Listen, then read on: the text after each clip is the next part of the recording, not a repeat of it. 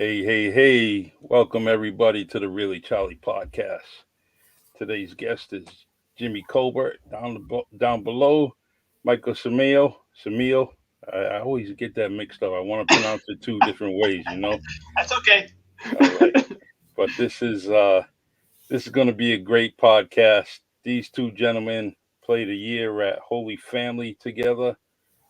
Jimmy went on to graduate from Holy Family, and Mike ended up moving on to Fairhaven High School and was an all pro just by himself, man. Michael, I keep telling myself every single week when we communicate that Mike is his own podcast, and I got to make sure that we're going to have you on here, just you by Okay. yourself, because we talked so much history in the past 2 weeks. It's unbelievable, man. So Well, we it's funny because I think off of our communication over the last month or so, it has been very very interesting that, as you said earlier, that we crossed paths somehow, never got introduced, and it has been very very nice that the response I've got and have received from the first podcast that we did has been really cool. so true. People. I mean, Jimmy and I haven't spoken in a little while. We connect online a lot, but I've heard from some guys from Fairhaven. I've heard some others that I hadn't spoken to or had any contact with for a little while. My dad has had some contact with some people that reached out to him that heard it.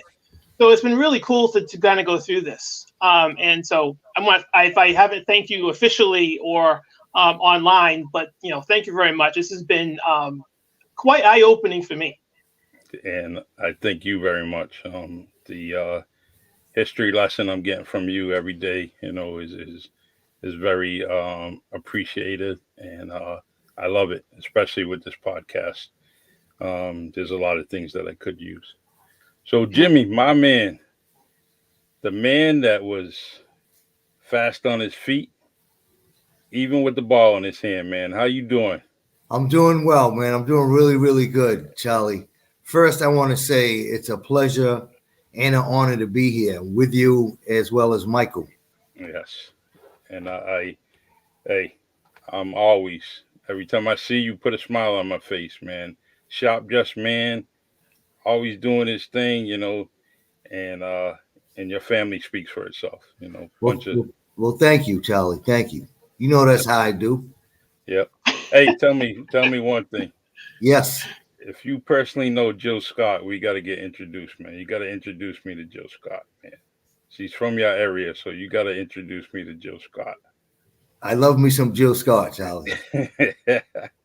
Well, if you're gonna be passing out invitations for introductions, I'd love to be in that line. Yeah.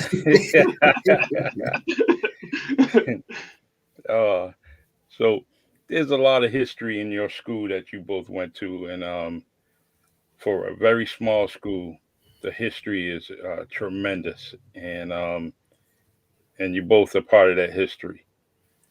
Jimmy, the first year you went to Holy Family, um, first of all, did you plan on going there before you got to high school?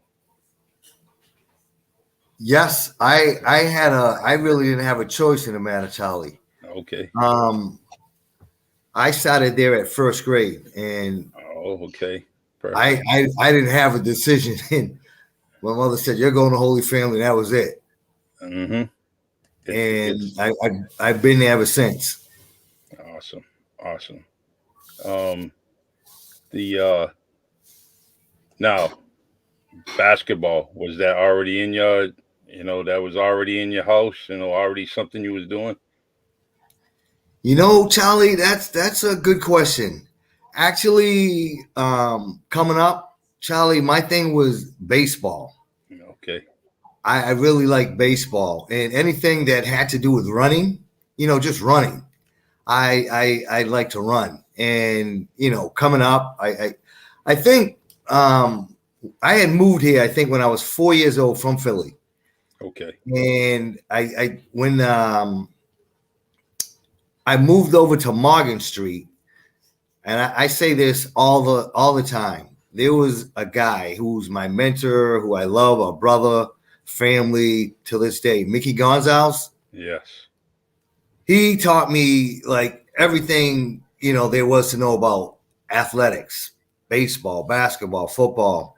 And a lot of the things we did, coming up, man, included running from this one, that one, but it was a lot of running. And I think around like fifth grade, I started to play CYO. And I had already had the skills that, I needed to have to get me where I needed to go. And it all took off from there, Charlie. That Morgan Street Park, West End Park there, I think it was. That was Middle Street Park. Let's clarify that. Middle Street Park. Yeah, that's right. Middle Street Park. Charlie, you can go there any time of the day. And I mean, that's all everybody did at that time, Charlie, was play basketball. I mean, you start like as soon as I got out of school, I changed my clothes and I was at Middle Street Park. I mean, the games there were like epic. My grandmother's house was right there around the corner on Cottage Street. Oh, really? Yeah, because of Kearney Academy had to be built, so they relocated her, and she ended up moving up west near Buttonwood Park. So I was always, let me see if you remember this. I would go through that park, and then Middle Street Park. Yep, Middle Street Park.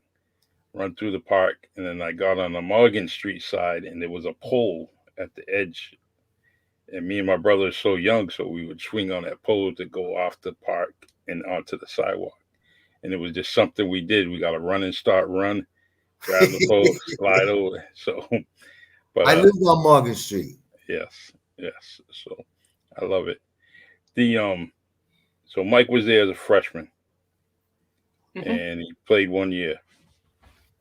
Mike, what was your first impression when you met Jimmy? My first impression with Jimmy was I was a little intimidated because of just a little. My man. Well, because I was a kid. I was 15, just about to turn 16, and they were upperclassmen. I'm in a new school. I had gone through, the Acushnet school system, and I was surrounded by everybody that I knew. I had a couple of friends that were in my freshman class, but it was all new. And I can remember my friends in the freshman class. There was a basketball hoop in the courtyard by the church, and we would shoot around every day during lunch. And we never really played. And I was sort of begging the upperclassmen to come play because I really wanted to show. Because I only had a very brief introduction to them the year before when I practiced with the varsity for a couple of weeks. And during the summer, which in my view didn't go very well for me because I wasn't ready. And so I wanted the upperclassmen to come play. And then one day they did. They came over to play, and I had to put on, and for my own ego and my own sort of juxtaposition, I had to do well. Now, meanwhile, I'm in chinos, a light blue dress shirt, my tie and my blazer are on the ground, and I'm in topsiders. So we played. I did really well. And I can remember I had math class or algebra or something the next period after lunch. And Charlie and Jim, I'm in a deep sweat. I am soaked through my light blue shirt. I'm a mess. And I walk into class, and I don't remember the sister's name, but she just looked at me and she just shook her head, like looking so disappointed at me. But I had a point to prove that afternoon just for my own sake. So that was my first sort of introduction to Jimmy. But we had met that summer because I played for the summer league team with them. And I remember one situation, and I knew this was difficult for them to kind of accept me coming in, and I still needed to prove myself. But I remember there was one situation, we were playing at Buttonwood Park, and we were trapping somebody in the corner, and I ended up getting a steal at some point. And Jimmy made a comment to me like, "Nice play." And that meant the world to me that actually was said. And so that was sort of our beginning of our relationship, which took a little time. It took a little time for all of that to kind of come in line. And it was still bumpy. for everyone, including myself, just because of the fact that I was a freshman coming in. These guys had been there. They knew me very, very little. And again, I'm a kid. I'm trying to learn. I'm trying to get better. I want to be able to help the team as whatever way I can. So that was my introduction to Jimmy. Well, I know he treated you well, and he cracked some jokes about you. I know he did that to you. Oh yeah. That's Oh yeah. So, hey, Sonny, how you doing?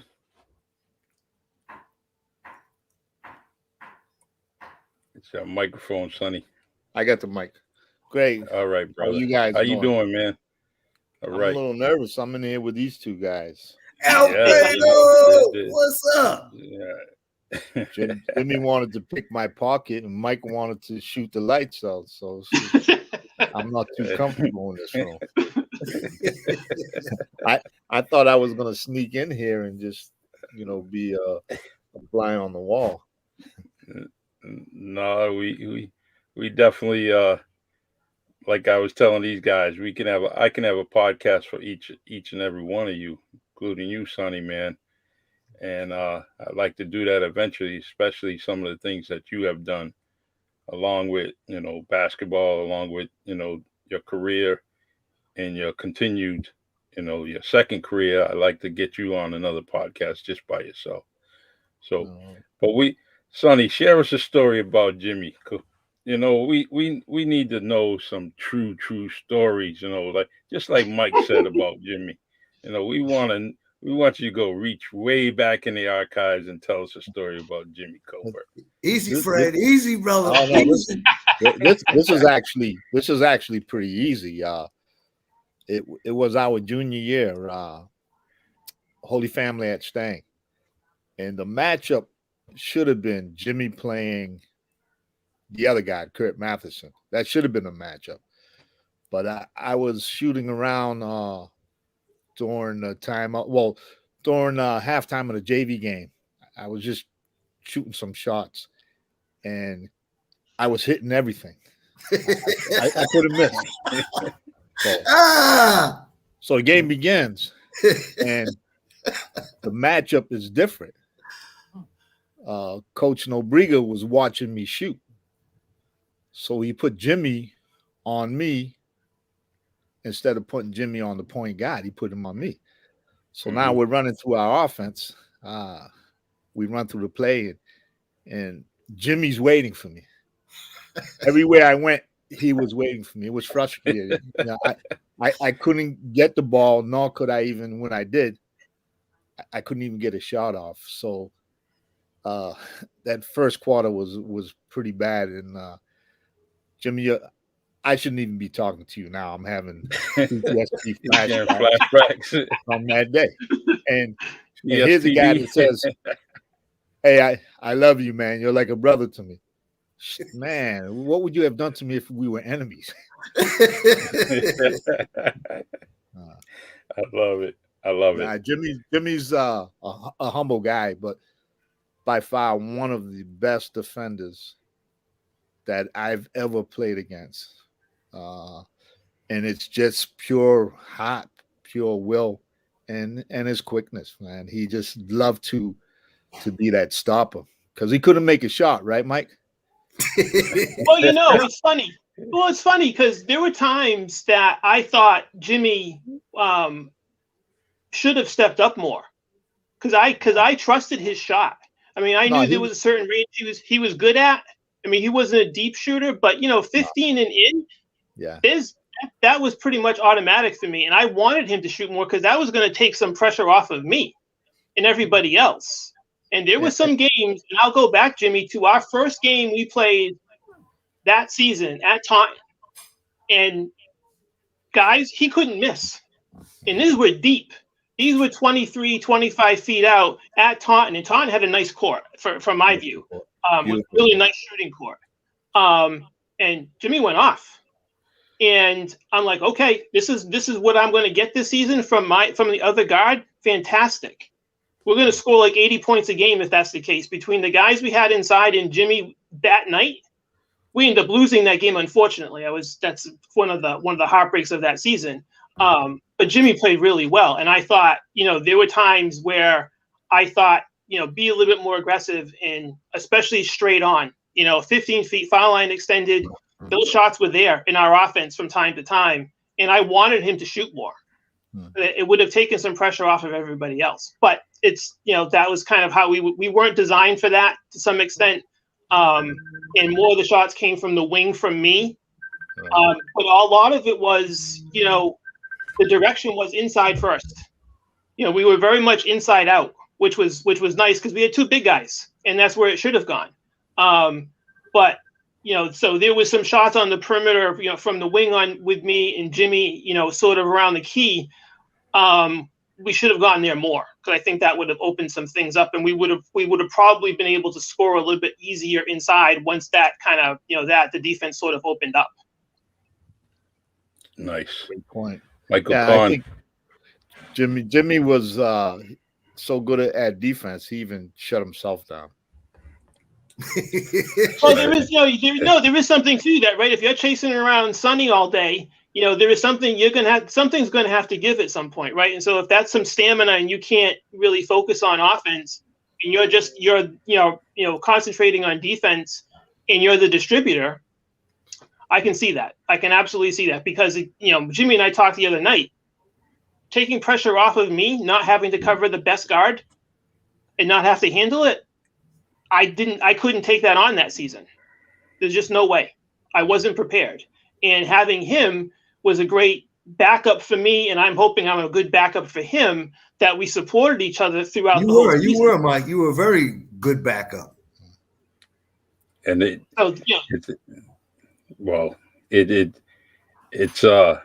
looking at I'm gonna bring it up now because bring it up, Charlie. Bring it up. I gotta bring this up now because this is and I'm gonna get to Mike Kahn's comment. Mike, I see your comment is a very good comment, so I'm gonna bring that up. But there's something I like. This is one of my favorite pictures I've seen in a long time. Thanks to Mike. Now look at this crew here. Can you guys tell me who 52 is? I lost. That's Danny Aflalo. That's who. Danny Aflalo. From right to left, you have Jojo White. Number 43 was Gary Mello.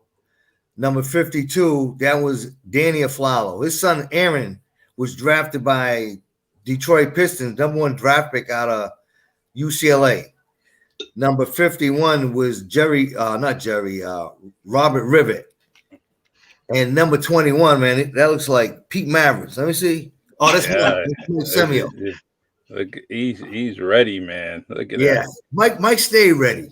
And then number 54 was help me out here. 54. That's Ricky Azevedo. Ricky Azevedo. That's right. Melvin Adams next. Yep. Dave Lato. I know Dave's supposed to be here.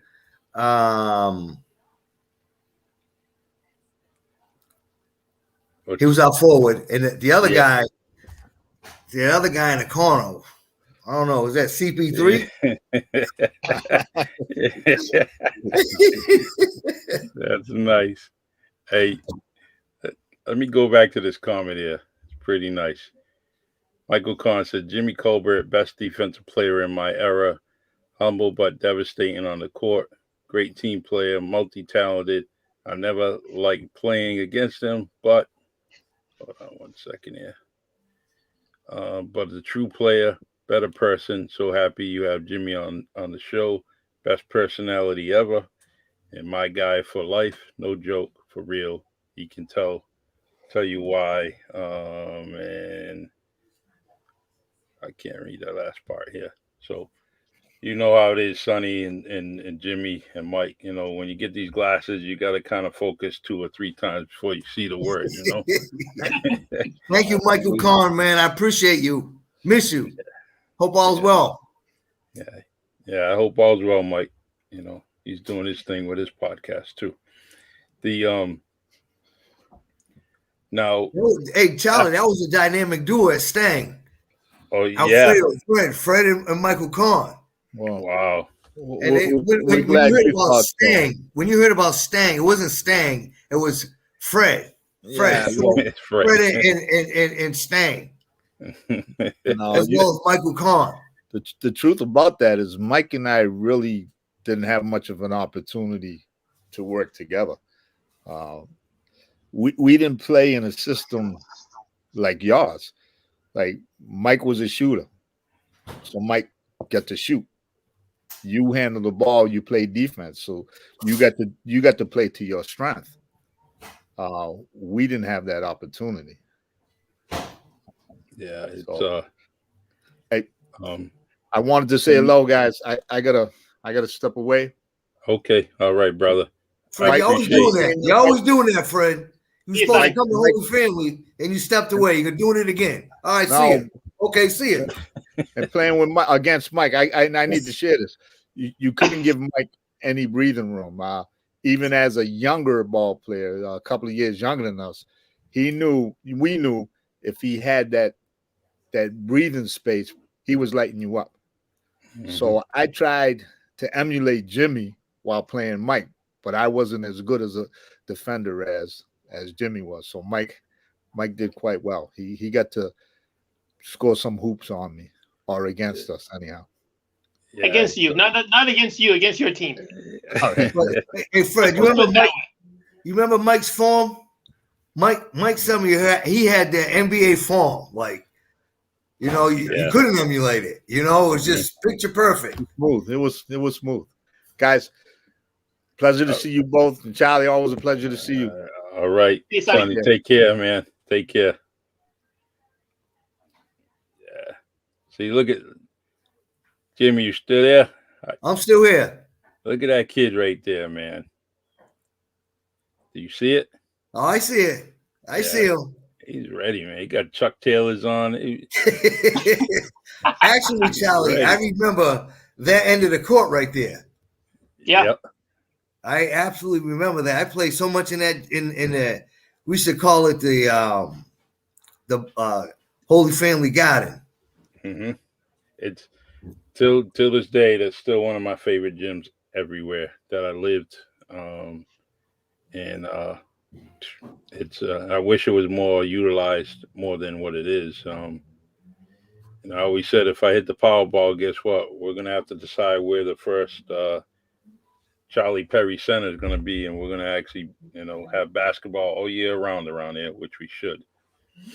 And things would be much better around there as far as the play. Well, we got AAU, so nobody wants to stay home. Everyone wants to travel every other weekend, and it's too bad. But I'm not saying AAU is bad. I want to show you this I got from Mike, and this is unbelievable. That all the names on there I pretty much know or met, and Mike's down here out of 9 games, 97 points. I mean, that's good stats. Mike, I believe, if you can correct me on this was actually your sophomore year. Is that correct? No, that's my freshman year. Oh, see that? All right. A whole lot better than I thought, man. That's nice. So, we go. Jimmy, can I clarify something on that? Sure. On those stats there, yep.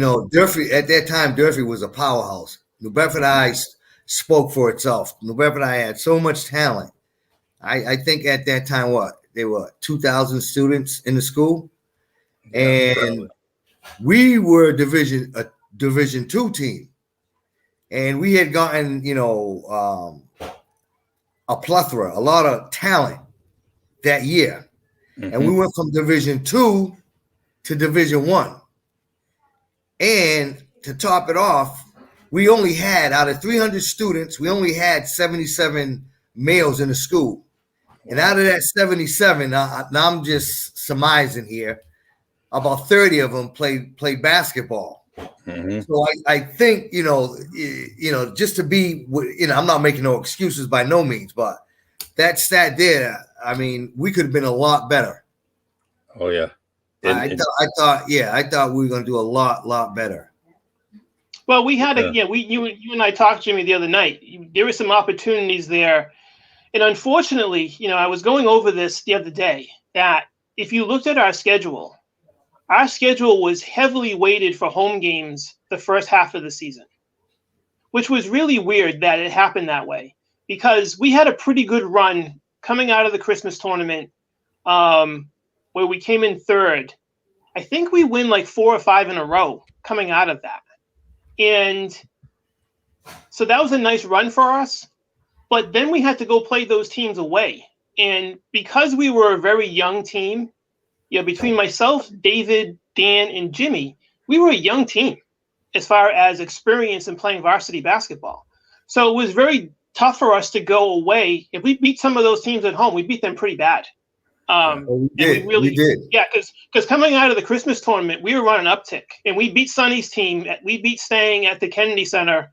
It was a tough game. It was those games with Stang was always tough. Yeah, but we were on a good run. But then we had to go away, so those teams were waiting for us, and we weren't prepared.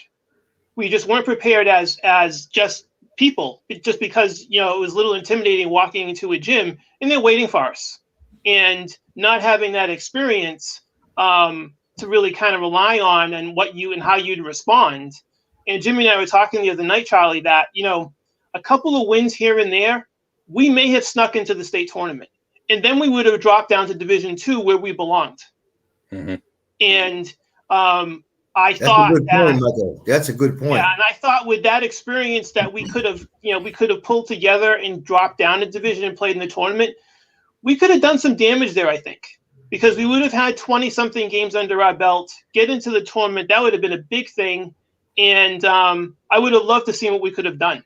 But just things didn't break the way, we started 0-3 that season. And, then we go into the Christmas tournament, and one of the 3 losses was we played New Bedford High School twice in about a week and a half. Lost to them both times. The second time we lost to them, it was really close. We should have beaten them that night. And we came in third in that tournament. We won 2 in a row, and all of a sudden we're 2-3, and it looks pretty good. And like I said, we had a pretty good run there for a bit, but then we just couldn't sustain it once we went to play those other schools away. And you're right, New Bedford High School was tough. Durfee was undefeated at that time, and we weren't going to be able to play with them. But so you talk about playing in Division I, we fell victim to what Mickey's team did in '75. And what they did in '74. Their success was what caused Holy Family to move up a division.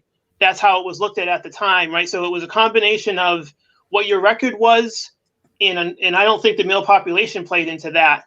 But the record-wise and the success that Holy Family had in '74 and '75 pulled us up a division. And it was really hard. To Jimmy's point, the ratio of male students was hard. Well, it kind of knowing a little bit about Coach Nabriga, I call him Mr. Nabriga.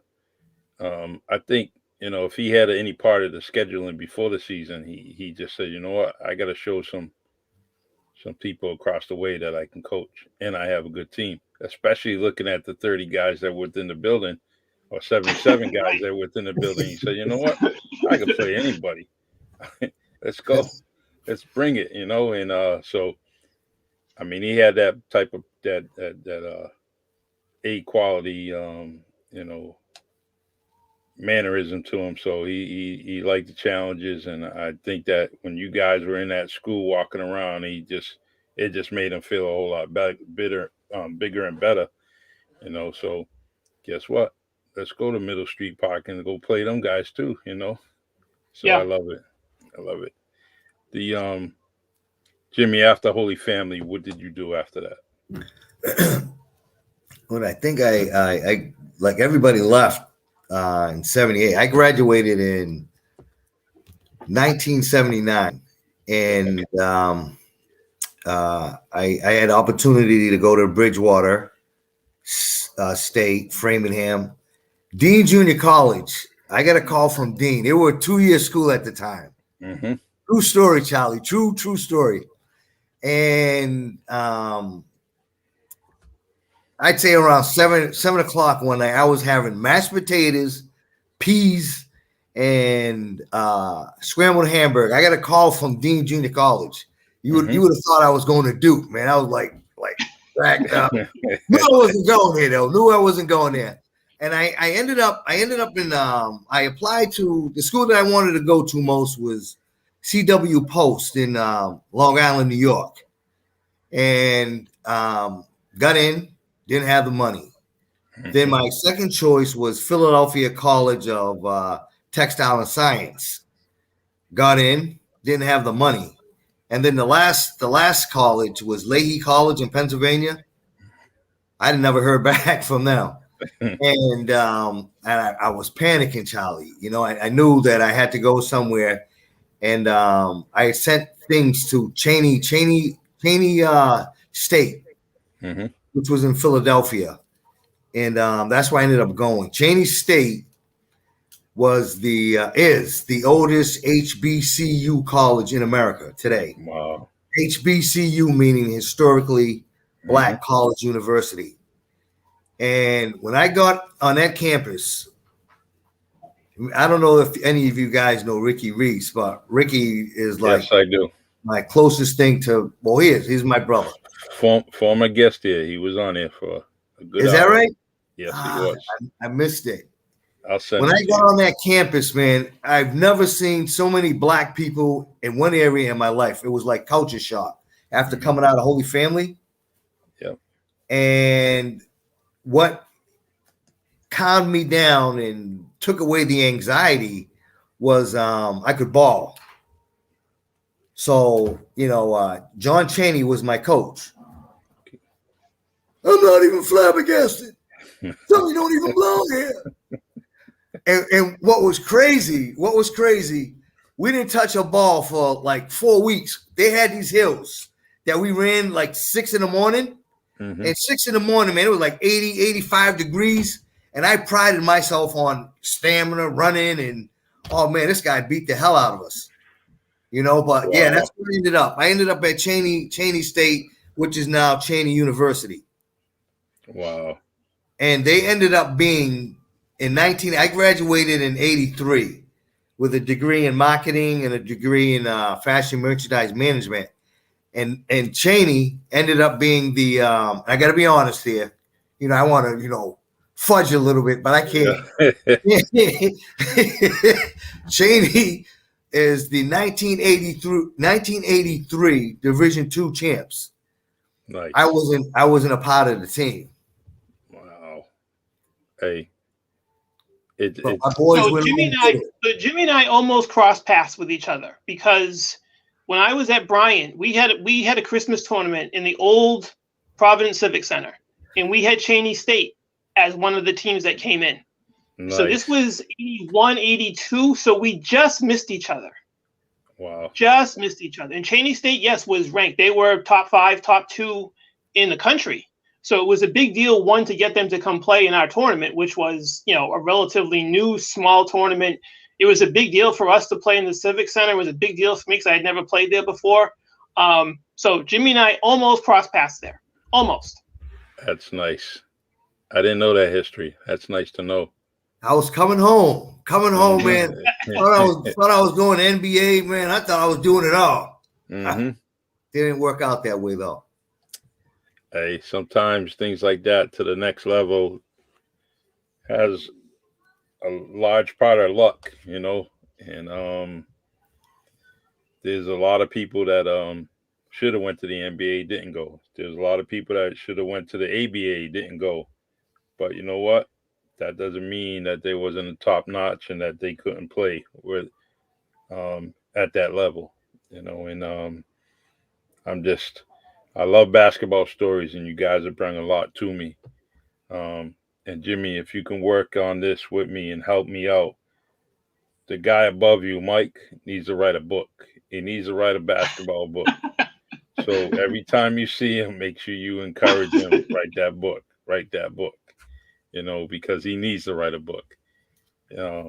Some history locked up in that mind of his that he needs to unleash. Mike is pretty well prepped, and he's a book within himself. Really, yes, he's. I'm not saying now, but when we were coming up, he came a long way. I mean, I don't know if I could have done that. He came, you know, and didn't know out of a Acushnet. Who comes out of a Acushnet? And then, you come and people don't realize, like, New Bedford High, he played against New Bedford High, Holy Family, but the big games, believe it or not, like, were at night at New Bedford Boys Club. I played like almost every night against New Bedford High, against when they started talking stuff, those were battles. And Mike didn't have that opportunity, but when he played, he did shit. Excuse me. He did very, very, very well, very well. And I'd like to say this too, like when that first year that he was at Holy Family, like he wasn't just impressive, but he was a good person. That's what counted. Like a lot of people, and I'd like to clarify this as well. When Mickey, 74, 75, a lot of people think, and it's total bull. And it bothers me. Like Father Driscoll recruited people to come play basketball there, which is so absolutely far from the truth. Like he gave a lot of opportunity to people, of color, or had some good standings and wanted to be better, to come to a place, not just play basketball, but get an education and learn about God. True. And he did that. And a lot of people think, Father Driscoll, he's recruiting this one and that one. And man, when they got there, they found out it wasn't just about ball. It was about school, education, being a good person. And the lucky ones like myself, Mike, we not only excelled, not just in, I ain't gonna say I excelled in school. I did all right. But on the basketball court, I mean, that was a bonus because that's something I did well as Mike. True. But I just wanted to clarify that. We got a lot of great ball players that came here, but before they came there, Charlie and Mike, Holy Family was like full of basketball history. They had Mr. Lawless. This guy, yes. He did, like, not only is a great person, but he did unbelievable things. Then, before I came there, I was like 5th grade, 6th grade, and then all you would hear about were the Walsh boys, Paul Walsh and Billy Walsh, the Paul Marys. And if Paul's out there, I sent him this pod. Paul, I just want you to know I was a better guy than you at Holy Family. Just want you to know that. And it was already deep in basketball. And so when we came, we just added to it. Yes. I just had to say that. It's amazing that your school it should clearly, and I say this almost on every basketball podcast that I have, is that the things that you're seeing on Netflix, on all these little basketball documentaries, we have it right here within this little city, within this little area, whether it be Fairhaven, Dartmouth, Holy Family, New Bedford, Durfee. Those documentaries would be tremendous. Would definitely be one of the most memorable basketball stories that we ever talked about. And I wish someone would get a script together and start just basically throwing some facts up there. I mean, we're always talking about the bigger cities in this area, the bigger cities in the state, bigger cities in New England, and we forget these little cities with these fabulous stories, and I wish people would get something together and start, sending these stories to, script form and maybe send it out to some of these big. Look at Todd Dos Reese, look what he's doing. Send it to him. Maybe he can produce something for all these stories out here, But following up on Jimmy's point, Charlie, real quick. Go ahead, Mike. Walking into that school and just absorbing the culture was pretty cool. That and I've mentioned to you before that it was like overnight that you just kind of bought into it. And I mentioned that there was a lot of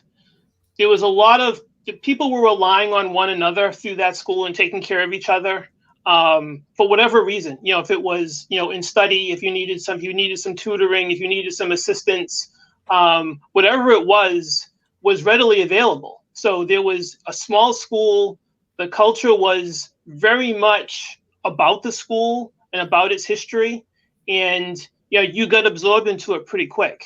And one of the things I remember about once basketball season started approaching, all of a sudden there were cheerleaders in our classroom selling tickets to the game. And I'm like, well, isn't that cool, right? So they support all this stuff. Huh? Wasn't that amazing? It was. I didn't know that would happen. And when it happened, I'm like, this is great that there's this level of, and I sort of knew that there was that kind of underground support to all of this and the history of the school and who was going to be around, but I didn't know that was really going to happen. And it just, it sort of reinforced one of the reasons why I went there. It's a culture, and I mean, look how many, you got these alumni pages for Holy Family, and it's just great. It's great that there's still a connection. There's still a connection with anyone that went to Holy Family, and that speaks for itself. It does. It really does. Yeah, and the Walsh guys, I definitely like to hear their stories, and especially Pat, love the dude. He was very inspirational to me in my life, and I mean, Paul, rather. I said Pat. Pat's been, Pat Walsh has been good to me, but Paul Walsh, he's another guy that came from the school, and I like to hear his story on this podcast because there's one thing. A Walsh can tell a story, can't they, guys? Can tell a story. You might need, that might be a multi-part podcast for you. Yeah, definitely.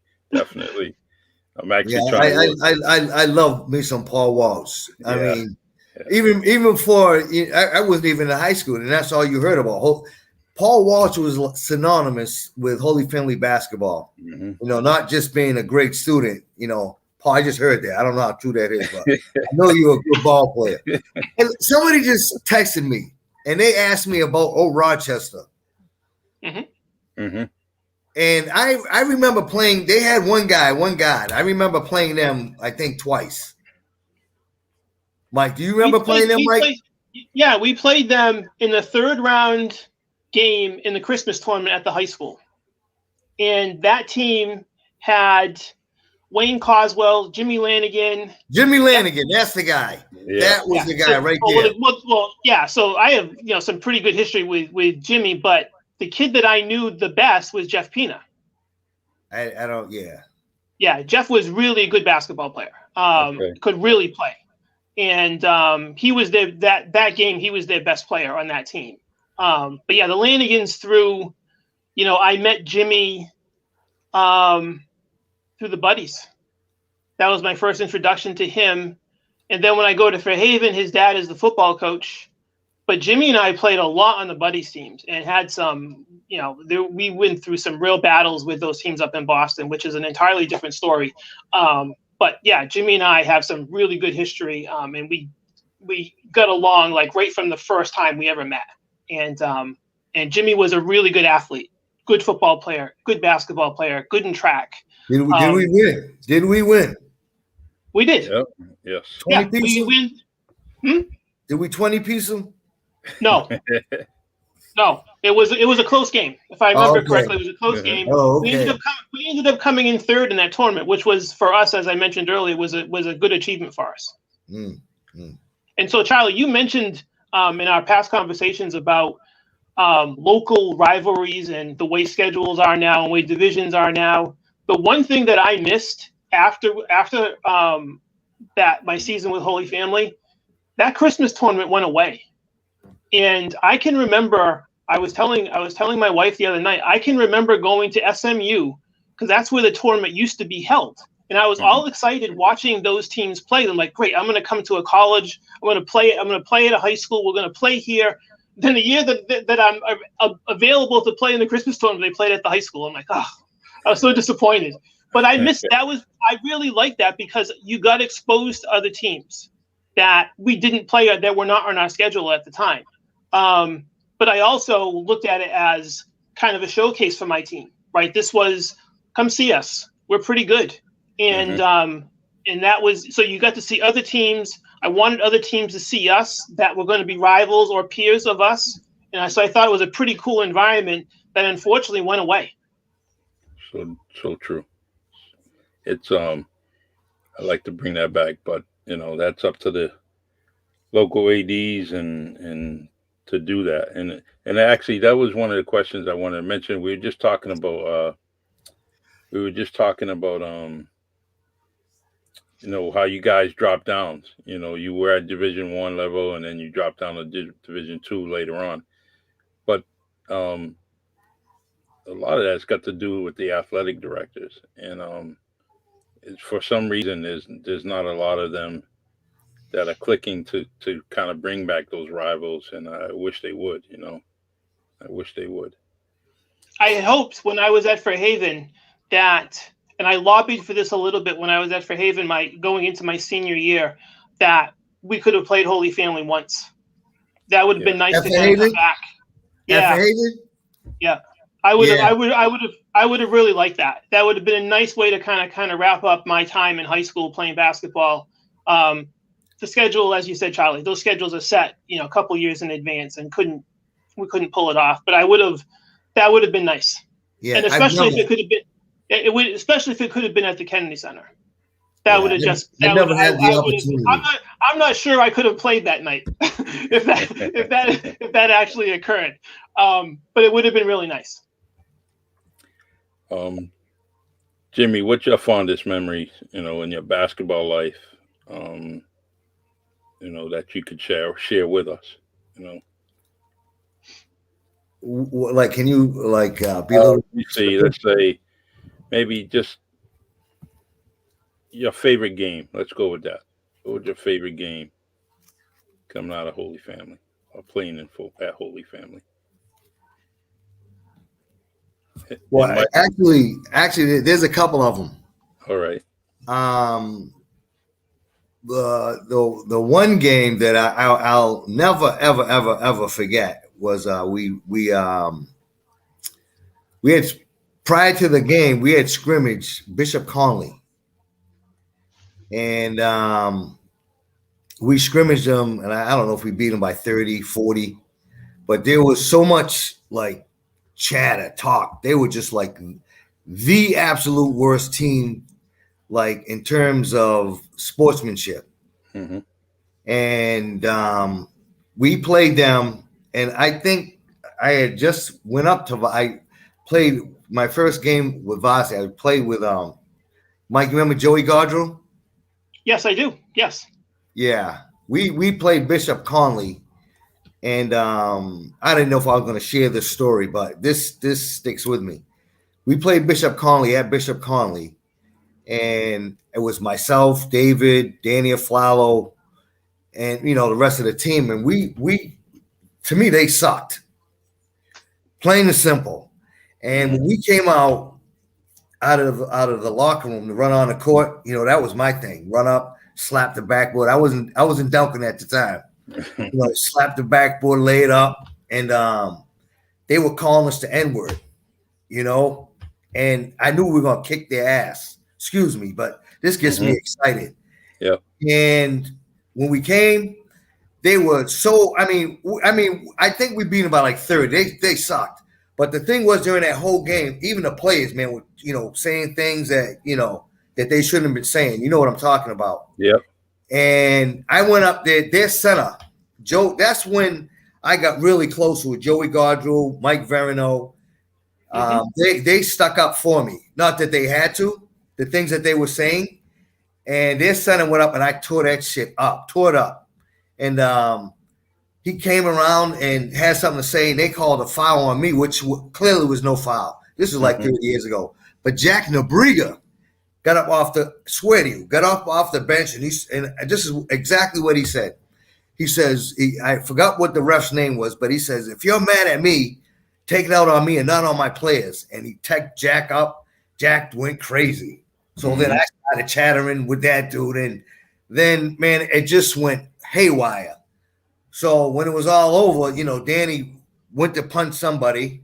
Danny broke his wrist, lost Danny. When we came out, man. I just have to tell you this: when we came out after the game, I mean, we clearly whooped them. They were just nasty. And there was, I got in trouble, but I didn't get in trouble. There was, I came out the locker room, and there was a guy in crutches. They were just horrible, and he was blocking the exit for me to get out to get on a bus, and I threw him through a plate glass window. Father Driscoll went up there, and true story. Yeah. And he said he was going to put it in the newspaper, if they didn't, apologize or whatever. But when they came down to the CYO, Kennedy Youth Center, Boston Garden, I mean, they were like angels. You couldn't hear a peep out of them. Yeah. And that was the only game, because when we played with Jack and Brigger, I mean, you couldn't like go around your back, through your legs, this, that, and the other. Man, we like, I had, in case anything jumped off, we had like all of West Lawn in one corner. But that game, man, was like one of my best. I mean, not so far with scoring, but comfortable with the ball. I could do what I wanted with it. Mm-hmm. That was like one of my best games ever. Awesome. And then the toughest game we had, the toughest guy I ever played against, ever. This guy could jump out of the building. I don't remember his name, but he played for Seekonk. You remember him, Mike? He was a pretty tall guy too, and he talked. No, I don't. Yeah, I know. I knew a couple of guys on the Seekonk team from '78 when I was at Fairhaven. Peter LaCroix was there. LaCroix, yeah, Mike. Damn, Mike, you're on like a wealth of knowledge. I told you this guy needs. You have this written down? He needs to write a book, man. No, I don't. No, man. Oh. Yeah, that guy was the toughest guy I ever played. I never looked to score that much, I mean, I scored when I needed to score, but I prided myself on defense. Like I just looked for, just to be that guy on defense. That was it for me. I love that. That's nice. Yeah, Peter was pretty good. Peter was a good player. I do remember that, and his team, I think I mentioned this, Charlie, when we were going over the Fairhaven stuff. His team, we beat in the tournament in the third round. And of all the games that we had, except for the game that we lost in the finals, we went into overtime with them. We played at, this was at we were playing at at Vokes Gym, and we went into overtime with them. That's how good that team was, and that's how good he was. And so of all the tournament games that we had in '78 when I was at Fairhaven, that was our toughest game. That's nice. Yeah, we beat other teams, either we blew them out and we had a tough game with Marblehead a little bit, but that game against Seekonk, we could have gotten beat that night. We were primed to get beat, and it didn't happen, but that's a local team, and it was kind of surprising that it was that tough on us, but it was an overtime game, and we win. One of all the games that we lost, I mentioned to you, we lost some really tough games that season at the buzzer, and really tough losses. That game we won at the buzzer in overtime. So it was sort of like retribution for what took place, during the season and those tough losses and kind of lessons learned. But yeah, Peter was a really good player. I remember him playing on the buddies teams, on the senior teams. I wasn't of age to play on those senior teams yet, but he was really good. He was left-handed, kind of really smooth player, had a nice shot. So I do remember him. Yeah. Good. And it was fun too, Charlie? Yep. Is when we played New Bedford High School, because they'd come in there. Now, New Bedford High was New Bedford High. Yeah. They didn't just bring the swag. They brought their cheerleaders. Like their fans. I mean, and just when I played them was at the CYO, and I mean that game. I mean, standing room only packed. And everybody was intimidated. But these are guys that I played with at night at the boys' club at Middle Street, not Middle Street Park, United Front. Yep. Lawn. I mean, I played with them like all the time, and we were up. We lost the game, we were up by 17 points. I mean, man, I was like excited because they're coming to play New Holy Family, and I was talking a little bit of stuff, and I was intimidated, but I mean, we had we had a good team, and we ended up losing, and then when you meet up at night at the boys club, they're talking to you, yeah. And then we went in to play them at their gym. They didn't beat us; they blew us out. Wow. Yeah, but I mean, that was like you get to see your friends. Yes. They're not your friends when you're playing. They weren't my friends on the court. Yeah, I was trying to take them out. It was during those games with the high school at that point. There was a lot of chatter. There was a lot of talking going on, and that was my first time someone said some things to me that I won't repeat here that sort of stunned me. And, it's part of, kind of growing up when you're playing, which is fine. But yeah, there was a lot of chatter. My God, I was like, wow, I couldn't get over it. And I didn't really walk into that game prepared for that. But there was a lot of chatter. And Jimmy's right. When we went back to play them later in the season, they took it to us. And I remember trying to cover Michael Fields. And I couldn't. And one of the great ones. One of those things. Yeah, just he was just really, really tough. He was really quick. He was really fast. He was explosive. And I couldn't switch with Jimmy to go cover Gary Dias because that would have been worse. I couldn't cover him either. But it was one of those things where you just kind of chalk it up and you just got to learn from it. And I'll share a quick story. A year later, when I went to Fairhaven, and I'm playing for the Buddies at the rec gym that Charlie, you and I talked about. And it was a tournament game, and I'm playing against Michael Fields. And I've changed. I know how to play him now. I know I can't get up on him because he's going to go by me. I know I can get on his shooting hand a little bit and make him go left. So I was a different player, a different level of maturity at that point, just because I had some experience. The first 2 times I played against him, I had none. And so I found myself a little bit stronger in that last performance against him. And I think he recognized it too, like, oh, I can't get away with the same things I got away with a year ago because he's not letting me. And it wasn't anything dramatic that I did, but I was much more confident in my ability at that point because I had learned. I learned how to play against different players and how to take advantage of what I knew how to do up against their try to push them to their weaker side and all those things. But yeah, it was a lot of chatter that night with those teams. It was very, very unnerving when that started, but it's just part of it. I love it.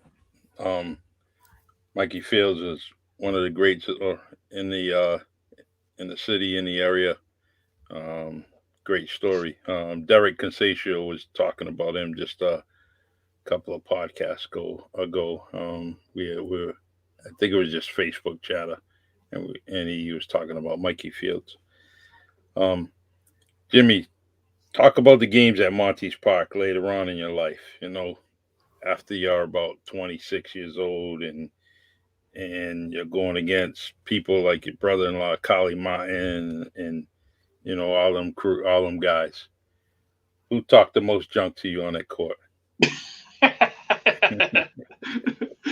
That's a good question because they all talked. Hell yeah, they do. Yeah. Collie's, just so the people that don't know, Collie Martin, I'm married to his sister, Melissa. And him being her brother, you like try to take it easy on him. Mm-hmm. But this guy, he was a beast. He talked more stuff, so I try to take it to him. But down at Monty's Park, it was like altogether different because it was usually they had this thing West End against South End. Mm-hmm. And it was rightfully so. We were from West End, but they were good games. And you know what I liked about Monty Park, Charlie? They had the metal nets. Mm-hmm. I used to love that noise. That noise is beautiful. Yeah. And believe it or not, that Eric Brittle tells everybody that those those boards, those backboards, was a inspiration for what he created in True Bounce. And and it's funny because you would when you look at a True Bounce backboard, it just I get that flat. I just get that vision of Monty's Park. The old backboards.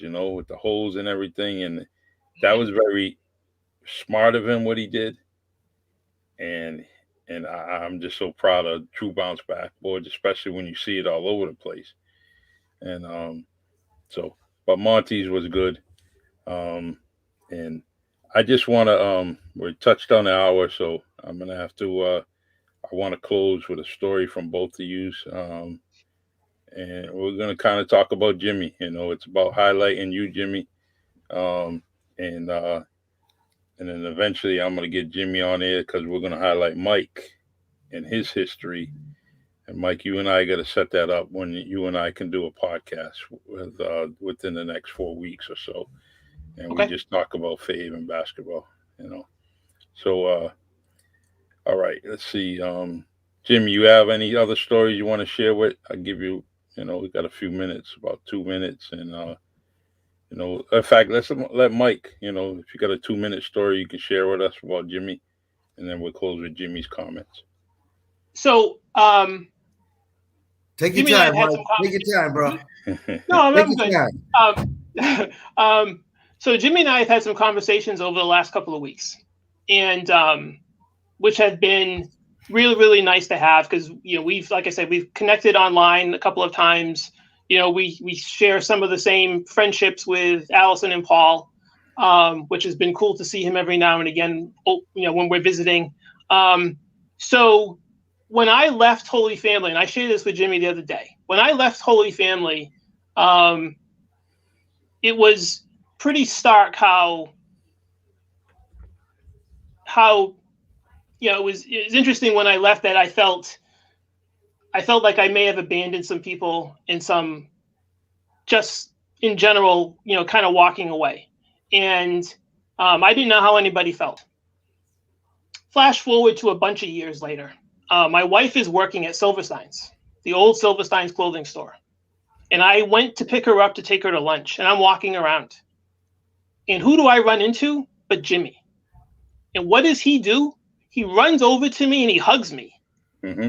And I sort of stood up like I didn't expect that. But it was very nice of him to do that. And I know he didn't know that it meant anything to me, but it meant a lot to me that it sort of closed that bridge for me as far as any sort of apprehension and some of the things that he and I discussed in the last couple of weeks that I shared with him. That that was really nice of him to do that. And he did it out of just pure kindness. And that has been sort of our launching point for our friendship over these years. And which was really, really, really nice of him to do. He didn't have to do that. I was completely caught off guard. And I couldn't wait to tell, she was my girlfriend at the time. I couldn't wait to tell her what just happened because my wife knew those stories and she knew some of the history there. So it was really, really nice. And so I'm sharing that. Awesome. You ain't got nothing where I dunked the ball or came up from the left or anything like that? Rocked him to sleep? No, like that? No. Okay. All right. Okay. That's the next show. So, Jimmy, it's been a pleasure knowing you all these years. I'm very, very fortunate to know such a good dude. You've always been good to me. We always greeted each other. And I hope, things get, better than I think we have a good relationship. I want a great relationship with you because I think you're a good dude. We get a lot of mutual things that probably in common. I really want to bring this out to the podcast audience is that Jimmy's helping out with the homeless and the shelter. He's doing his thing. He's showing his heart. He's being genuine. He's helping out some people that need some help. And so along with being a great person on the court, he's a great person in the community, and he's doing some good things. And I want to salute to you, Jimmy, for doing that. Yeah, it's work, but guess what? it takes a certain person to work in that place. And I'm glad Thank you're you. there. I appreciate that, Charlie. I appreciate you, actually. Thank You know you. that. Mike, Thank you know I appreciate you. But, man, the next time he asks you to tell a story, man, you better come up with one where I rock somebody to sleep. Rock them. Like one of your Pistol Pete passes or something, you know. I know Jimmy had one of those. He probably stole it from you, Mike, you know, but it's definitely, and these basketball stories are great. And feel free, if you guys have any friends that want to kind of tell a story on this podcast, get them together. We'll arrange it and we'll get them on the podcast. There's one thing I love is basketball stories and good people telling them, and you guys are good people. Appreciate it. Thanks, Charlie. Appreciate it. All right. So let's see. Last comment from my auntie Gail. She says, "Glad I tuned in. Enjoyed the show. Great memories, guys." Thank Thank you. you. Thank you. Already. All right, guys. Please, you know, let's get back on Can I it. tell one more story? Why not, I have man? one left. Hold I have on. one Look, left. I just said rock somebody. I rock somebody. No, this Jimmy, it has nothing to do with you. All right, I'll see y'all later. I'm out. No. This actually has to do with Mr. Nabriga. So one of the last times I saw him, he was doing a fundraiser over in Acushnet, and I forget the name of the place. Anyways, my dad had run into him a bunch of years and always asked how I was doing.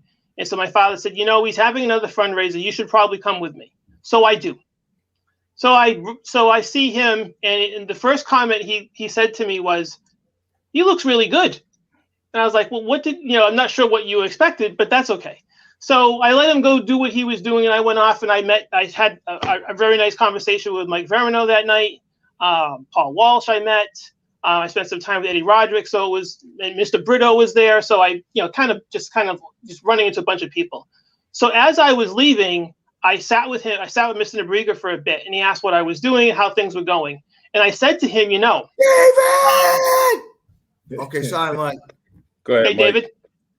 So I'll make this quick. So right before I left him, I told him that, if you don't retire and I don't leave Holy Family, I never meet my wife. Wow. And he looked at his wife and he said, tell her that story. So I told her, and he said to me, he said, Michael, he said, whatever your accomplishments were in high school and in college, he said, I'm more happy than you told me that than anything else. And I think that's probably my last conversation with him, because I'm just not around as much as I would like to have been. So he got a big kick out of that story, and I've told that story a number of times to different people. But he was really happy to hear that. So not a basketball story, just kind of a human thing. And I was happy to let him know that, because like I said, I wasn't around much. And I wasn't sure when I would ever see him again. That's awesome. Hey, I'm glad, because you have a great wife. She's we connected on Facebook, and shout out to Rita. How you doing? So, hey, Coach Lato, how you doing, man? I'm great, Charlie. How you doing? My apologies for being late, but I'm on somebody else's clock, and we got out of the gym late, and Atlanta traffic hit me a little bit, so just getting back to the hotel. Well, it's my honor and my pleasure to have you here. Thank you. And I'm glad you're here. We've been talking Got about Jimmy. Got my point guard back. Oh, My yeah. boy, Big Day, what's up?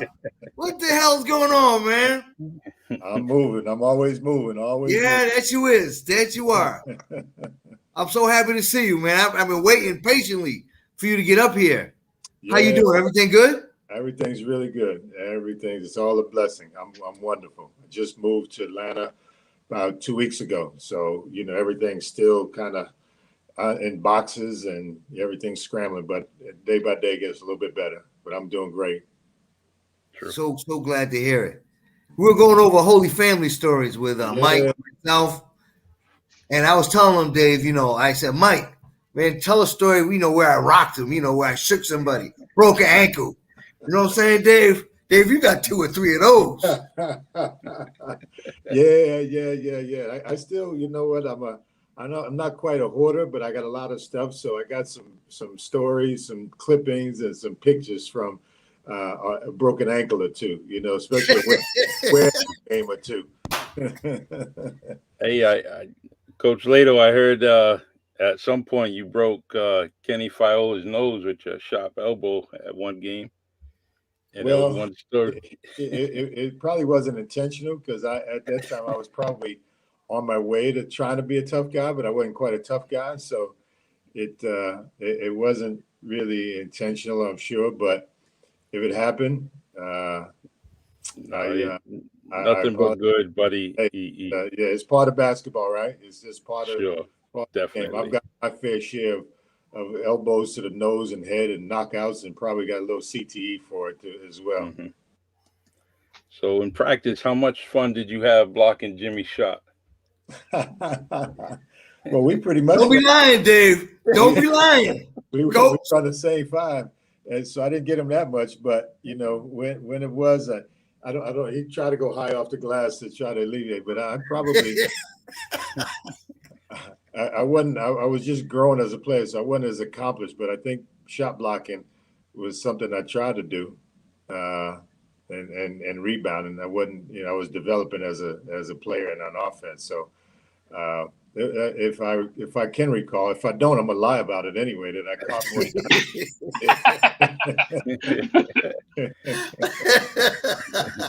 So we already know Mickey Gonzalez was on your team, and he probably never passed it to you, but we know Jimmy passed the ball to you. Yeah, Jimmy was a pass first guy, so he made me look good. And actually, and I say this to this day. I was just telling the guys the other day in the gym. Some of my best friends in this world are point guards because that's what a big man is supposed to do. He's supposed to follow his point guard. If you rebound for him, if you outlet to him and he treats you right, he's going to give you the ball back. But that's part of a basketball relationship that carries over off the court. And so it started as a young guy at 15, 16 with Jimmy. Carl Hobbs, who played at UConn, a great coach, is one of my best friends. He's a point guard. And I can go on and on about some of the guys that I'm really close to. They just happen to be of that under 6 foot category, though. That's not me. That's not me. All right. But I'm playing like a 6-footer. Yeah. Not great, tall in stature, but great and tall as men. So great leadership capabilities, and so that's why these relationships, starting with Jimmy, go on for a lifetime. That's nice. And I was very Appreciate that, Dave. Jimmy's a good man. He makes the suit look good. The ones that he wears every day, that suit and tie. Jimmy makes that suit and tie look good, man. And he's been doing it for a lot of years, and I'm so fortunate to have guys like you, all three of you, in my life.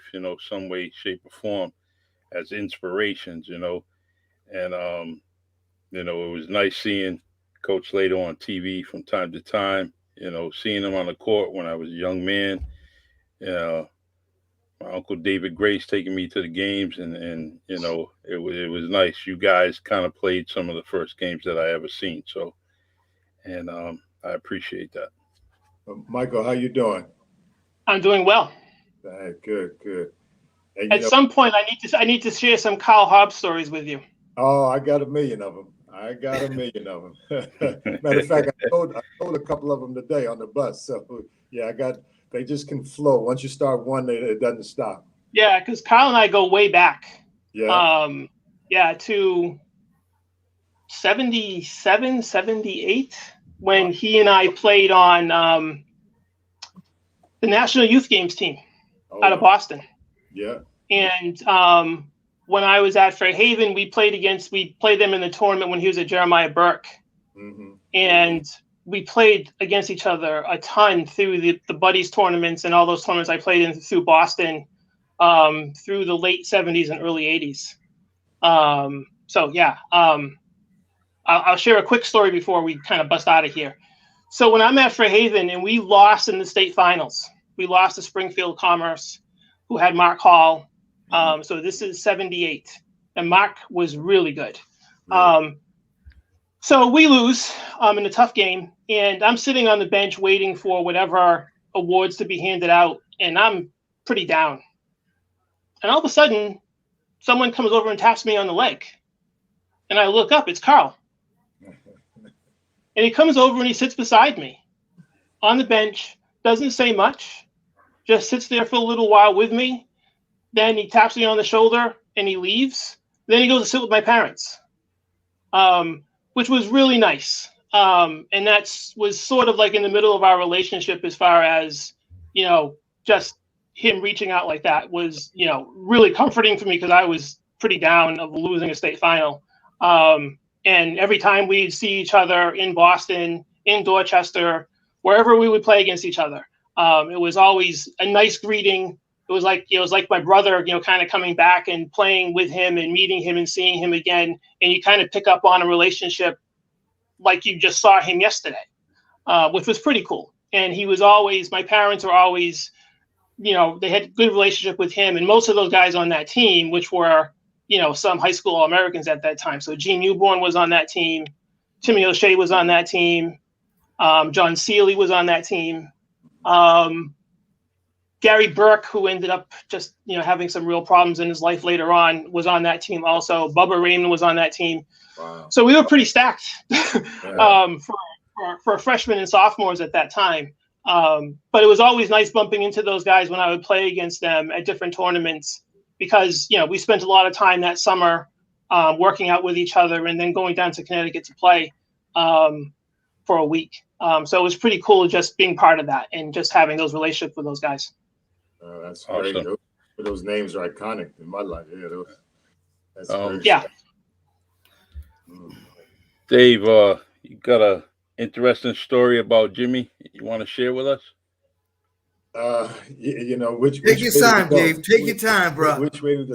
So my entree into Holy Family was, I didn't live too far from where at the time you mentioned Mickey Gonsalves and Peter Rivera playing, and so the euphoria of being at the CYO and seeing him and then Father Driscoll was kind enough to let me go to school there. But Jimmy was one of the first people, if not the first person that I met, and I was the last of 5 children. I was the only boy, so I didn't even. I had one friend who lived next door, Eric Brito, and then I had some other neighborhood friends, but Jimmy kind of befriended me, and through it, I learned a lot about being a young guy and how to maneuver through it. And I remember us. I don't know if you want me to say this, Jimmy. We take lunch instead of eating lunch. We'd go to your house and hang out. Maybe not ever reach back. So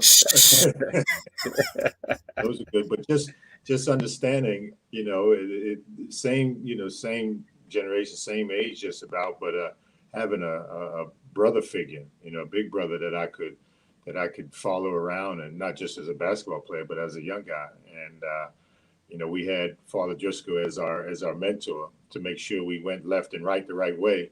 But Jimmy was always there to kind of, help me out and kind of, without even saying it, sometimes teach me, what it was to exist both in school and out of school. And so, I really, that whole experience of going to Holy Family and what it did for the foundation of my life and the friendships, that came out of it, particularly this one with Jimmy, have had a whole lot to do with who I eventually became as a person, not just as an athlete. And so, we could talk every day or we could talk once a year. Friends don't keep count. And so that's how much I appreciate my relationship with Jimmy and the things that he did for me, as a 15 and 16 and 17-year-old. Awesome. I usually conclude with my podcast with, and I ask my guests, who would they like to have on the Really Charlie podcast? And one of the names that always comes up is Coach Lato. Coach Lato, when you have a chance and an opportunity, please come to this podcast and tell your story so we can highlight you, because for one, you're someone that we're very proud of. You're someone that we got so much inspiration from.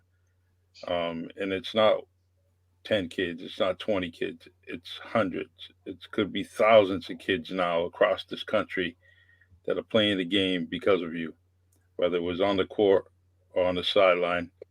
And I just want to let you know that we want to highlight you.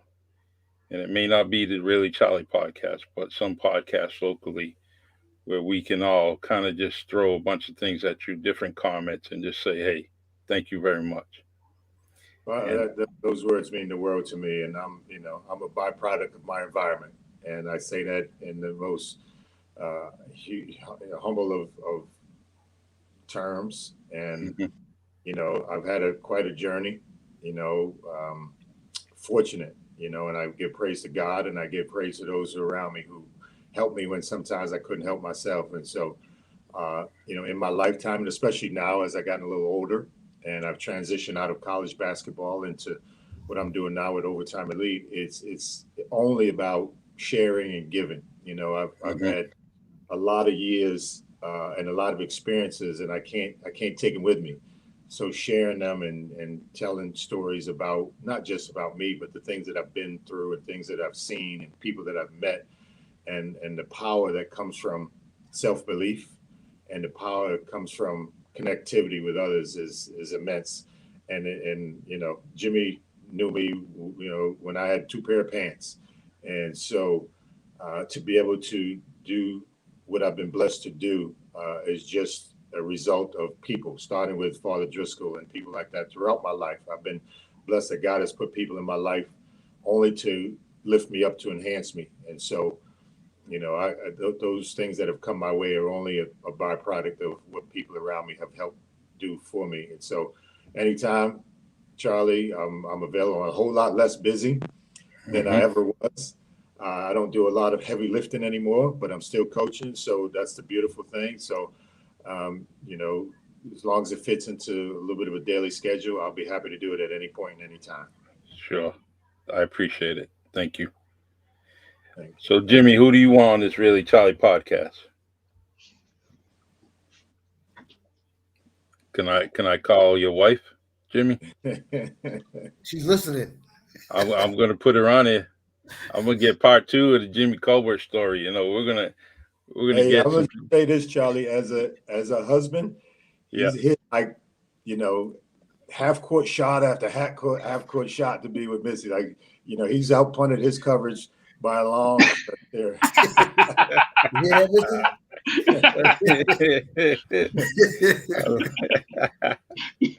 I love it.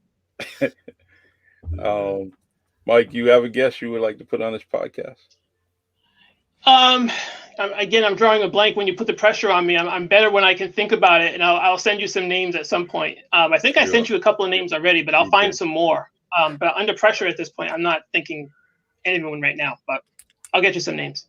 All You right. know who I would like to see, Charlie? Who's that? And I talked to him here and there. And here's a guy that he went to New Bedford High as well. This guy went from being good to being great. Played at New Bedford High, could shoot the lights out. I know you're waiting for me to tell you who it is. I'm trying to give him more accolades. But Darren Watkins, this Yeah. guy was one of the greats that came out of here. And there's so much talent. There's a lot of people that didn't play for high school or Holy Family or Dartmouth that were really good ball players. One of those guys was Robbie Mendes.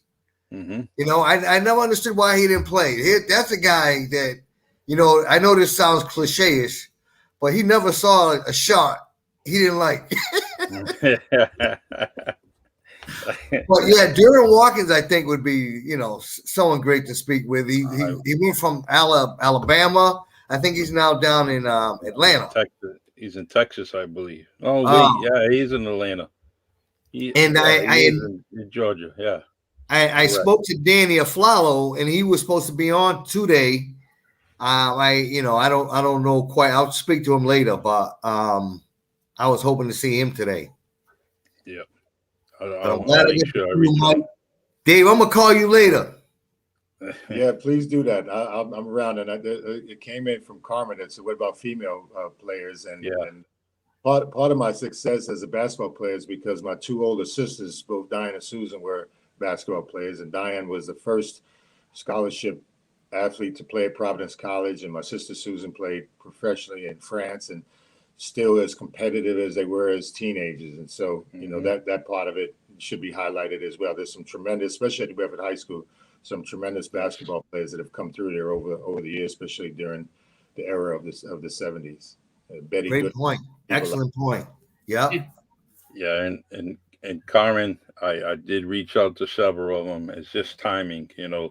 Other than that, the female basketball players would be on here, and I highly welcome them very much. I like to speak to anybody.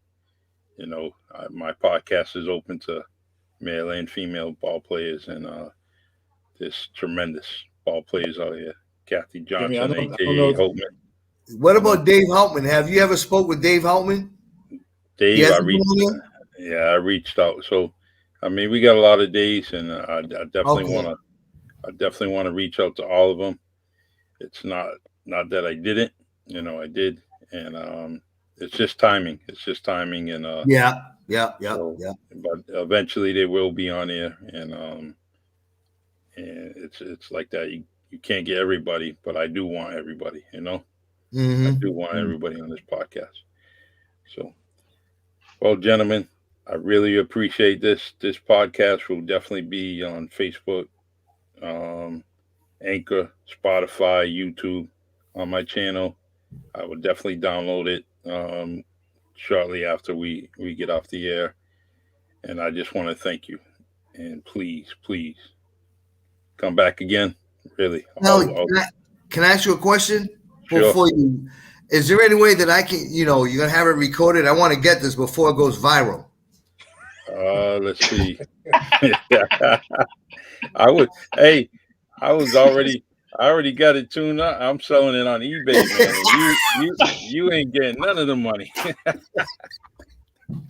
Oh man, this was absolutely wonderful, Charlie. I can't thank you enough. I'm absolutely honored and privileged, and I mean that from my heart to be on here with wonderful people. Oh man, this is just great. I'll sleep good tonight. I'll tell you that. God bless. All right, fellas. Thank you. And please have a good night. Dave, I'll catch up with you. All right. Mike, I'll be in touch with you as well. All right, Jim. Thank you. All right. Thank you. To see you. All right, everyone. All right. Good night.